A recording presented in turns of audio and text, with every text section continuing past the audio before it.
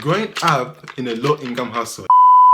Insert card, I'm online. Sufficient funds on the swipe. Okay. Service fees too high. KMT, that's a third of the swipe. No way. African boy, that's me. You won't catch me in no dead TC. Okay. I can be a local cash or switch it. I can be a local scammer. Hi guys, welcome back to my YouTube channel. I'm back again with another video. I would like you guys to subscribe, like, and comment after watching this video. As you can tell by the title, I'm gonna be talking about growing up in a low-income household. I grew up in a low-income household when I was back in Zambia. I'm still a very low-income person. I'm still basically in that environment, but I feel like a lot of people don't really know me like that. I don't really talk about like how I grew up or where I grew up or what happened when I grew up. So just to give you guys like an insight of what really goes down when you grow up in a low income household. The first thing I'm gonna say is plastics. We always washed plastics. Like when we buy plastics, like when you buy stuff in a store and then go back to the house, like you can't just throw away plastics. My mom would always like rinse them, wash them with soap, and then put them to dry. Then we'll just like fold them up and put them in a basket where we would like put so many plastics, and like we just can't. Everything was reusable in our household. Like you just can't be throwing away things like that. Like let's say you have like a Fanta bottle, a used Fanta bottle, or like juice, orange juice, or something like that, okay? You can't throw away the Fanta bottle. You're gonna have to rinse it, sanitize it, and we make that as our water bottle. All those used bottled orange juice, like we never used to throw them away. We used to keep them as water bottles. That's why we used to put all our water for drinking every single day. Nothing was wasted. Everything was reusable in my household. That's what happens when you grow up in a low income household. Everything is usable. Everything you have to improvise. You just can't be wasting shit. Okay, so my Zambians know this. DSTV is something like cable in America. So DSTV is like some bougie shit. People in Zambia that have DSTV are like bougie. For me, they were very, very bougie. So when we first got like DSTV, where we was like, I was already in like secondary school. And when we got that, we never used to like have it all the time. Because you have to pay for it every month for you to be able to watch it every month. So when you grow up in a low income household, you can't just be paying for that. It's not a necessity, so you can't be paying for it all the time. We'd have it like during like that month of Christmas, like during like holiday season when schools have finished and there's like no school, we'd have it that time. So basically like around 3 or 4 times a day we're gonna have that. But it wasn't like consistent, like every month we have cable. No. It's like paying for Wi-Fi every month. Like we couldn't do that shit. We never even had Wi-Fi. So we couldn't do that shit. That's what just growing up in a low income household is. You just don't have certain things that are just not as necessary in the household, so you just won't be able to pay for them all the time. You don't eat out every day when you grow up in a low income household. You do, like going to eat out is a no-brainer. Like I personally don't remember a time when we went out collectively to just go and eat out. There's rice at home. There's no rice, but there's rice at home. But yeah, you just don't eat out every day. Speaking of going to eat out with friends meant that one person was paying. Like if I go out to eat out with my friend would pay for everyone, just because like when you grow up in a low income household, you're probably most likely to have friends who have grown up in a low income household, because you probably go to a school that's a low income school. So it's like you just hang around people who are in your tax bracket basically. So you won't always have money. When you go out with your friends, it's like one person gets to pay for everyone. Or when I go out with my friends, maybe I would have to pay that day. Like basically whoever had money is the one that's gonna pay. And most of the time it's like everyone just didn't have money. One person was the one that actually had money to get like food or drinks or stuff like that. It was just always like that.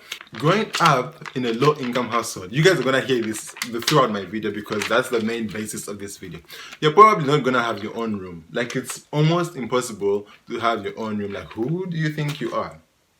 Having your own room is just a no-go. You're most likely to just be around so much family, like your uncles, your brothers, your sisters, your uncles, granddads, nephew, your uncle that's a college student, your uncle that's going to high school. It's just, it's a thing. That's what happens. Some of you might not relate, but some of you can relate. So things like pizza, you can't just be out in these streets having pizza. Like you just can't be doing that. That's a luxury. Like I could count how many times I had pizza while growing up. Like literally, like it just wasn't something that you could just afford every day or some shit like that. Having a TV in your room is a no-go. if you grew up in a low-income house. Some of you can relate, but me, I can't remember a time when I had a TV in my room. Up to this day, I don't have a TV in my room. You're most likely to have a TV in the main living room, but no one has their own TV in their rooms and stuff. Growing up in a low-income household meant when you go to school, whether in primary school, secondary school, high school, you're most likely going to carry packed lunch. Like, your parents are just not gonna give you money.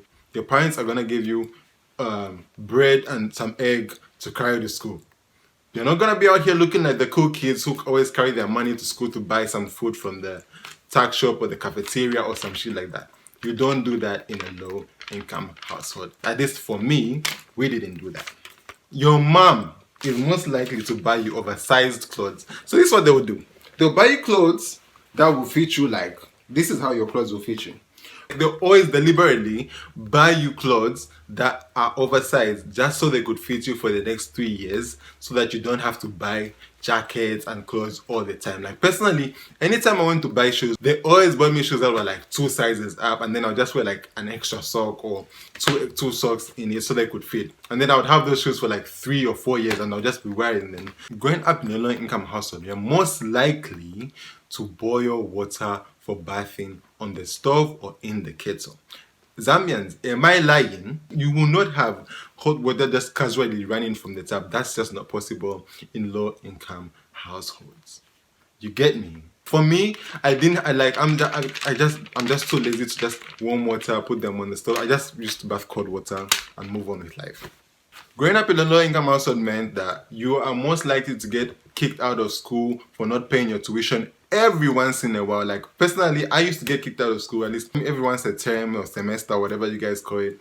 I would get kicked out of school because I just didn't pay my tuition on time. And Zambians don't play about their money. They will kick you out whether you're in class or not. They'll just tell you, you haven't paid your tuition, go back home until you pay back your tuition. Then you can come back to school. You can't have like 4 boxes of cereal in the house open. Like, you can't just have like Cocoa Pops, cornflakes, all these other cereals. You can't just have them in the house open, like 1 pack at a time. Like, cereal can only be eaten like in the morning. You can't be out here having cereal in the morning, at night. Who do you think you are? Yeah, I thought so. Butter, jam and peanut butter in a low-income household, those things cannot coexist. It's either you have butter or jam or peanut butter.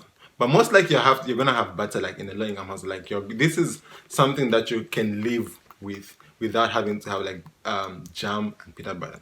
And when you do have all three, it's always peanut butter that's gonna finish quicker, and the jam's gonna finish quicker as well. And then you have the butter. The butter will finish, and then you have to wait until the next payday or the next time you have money in the house to now get butter. Like, it's not something that's gonna appear every single time. Growing up in such households, you can't just have like casually, like every morning, like omelette, like eggs and sausage and bacon. Like, that is a lot. You can't be doing that.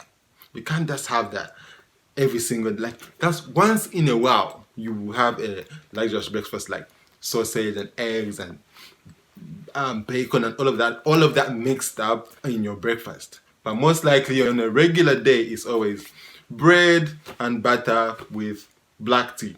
Not even milk, black tea. Like, you guys, some of you know this, and they're just looking at me like, you know this, and you have experienced this. So just stay there and be comfortable with how you grow up. It's okay to grow up in such environments. Like, anyways, guys, thank you so much for watching. Make sure you like, subscribe, and comment. Now, like I said, I am not bashing how I grew up. I will always appreciate where I come from. I'm still living that low-income life, but I'm always grateful for my journey. I'm always grateful for where I'm going. I'm always grateful for where God is taking me and my family. So I'm so grateful. Thank you so much for watching. Make sure you like, subscribe, and comment down below if you guys have had the same experience. If you've had rich experiences, please comment down below what it feels like to be rich. Want to be rich like you. Like, let me know what's going on. You know what I mean? But thank you so much.